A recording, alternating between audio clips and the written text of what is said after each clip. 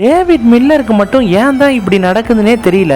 கடந்த 2013 நடந்த சாம்பியன்ஸ் டிராஃபியில இருந்து இந்த வருஷம் நடந்த T20 வேர்ல்டு கப் செமிஃபைனல்ஸ் வரைக்கும் எல்லா மேட்சஸ்லையும் இவர் தனியால நின்று பர்ஃபார்ம் பண்ணி கொடுத்தோம். பேட் லக்னால சவுத் ஆப்பிரிக்கன் டீம் அந்த ஒரு மேட்சை வின் பண்ண முடியாம ICC டோர்னமெண்ட்ல இருந்தே வெளியேறி இருக்காங்க. இன்டர்நேஷனல் கிரிக்கெட்ல தான் இப்படின்னு பார்த்தா இதே சாபக்கேடு இப்ப IPL வரைக்கும் இவரை துரத்திக்கிட்டு இருக்கு.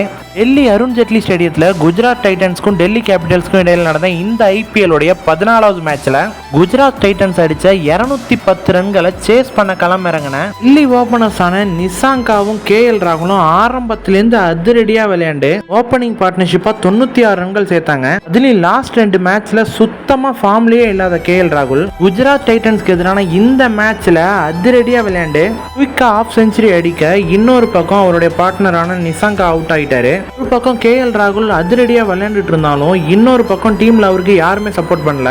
இப்போ அந்த நேரத்தில் KL ராகுலுக்கு சப்போர்ட் பண்ற வகையில கிரீஸ்குள்ள வந்த டேவிட் மில்லர் பேஸ் பண்ண ஃபர்ஸ்ட் பால்ல இருந்தே அதிரடியை காமிக்க ஆரம்பிச்சாரு.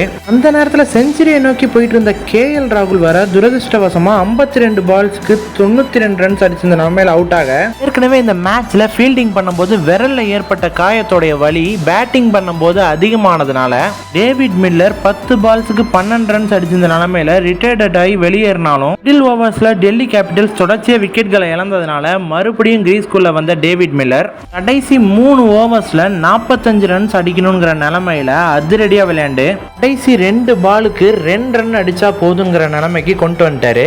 ஆனா கடைசி ஓவருடைய 5வது பால்ல சிங்கிள் எடுத்தா மேட்ச் டை ஆயிடுங்கிற நிலைமையில ஆல்மோஸ்ட் பாதி தூரம் ஓடி வந்த குல்தீப் யாதவை மறுபடியும் நான் ஸ்ட்ரைக்கர் எண்டுக்கே அனுப்பிட்டாரு டேவிட் மில்லர். மேட்சோடைய லாஸ்ட் பால்ல 2 ரன் அடிக்கணுங்கிற நிலைமையில டேவிட் மில்லர் மேட்சை பவுண்டரி அடிச்சு வின் பண்ணி கொடுத்துருவாருன்னு பார்த்தா இந்த நேரத்தில் பிரசித் கிருஷ்ணா நறுக்குன்னு ஒரு ஸ்லோ பவுன்சரை போட இந்த லெக் சைட்ல பவுண்டரி அடிக்க போய் மிஸ் பண்ண டேவிட் மில்லர் நான் ஸ்ட்ரைக்கர் எண்டை நோக்கி 1 ரன் எடுக்க ஓட அந்த நேரத்தில் பால் அழகா கலெக்ட் பண்ண பட்லர் அழகா ஸ்டெம்பை நோக்கி த்ரோ அடிக்க அந்த பால் குல்தீப் யாதவ் ரீச் ஆகிறதுக்கு முன்னாடியே ஸ்டெம்பை போய் அட்டாக் பண்ணிடுச்சு. இதன் காரணமா டெல்லி கேபிட்டல்ஸ்க்கு எதிரான இந்த மேட்சை 1 ரன்கள் வித்தியாசத்துல GT வின் பண்ணது மட்டும் இல்லாம இந்த வருஷம் IPLலையும் தங்களுடைய முதல் வெற்றியை பதிவு செஞ்சிருந்தாங்க.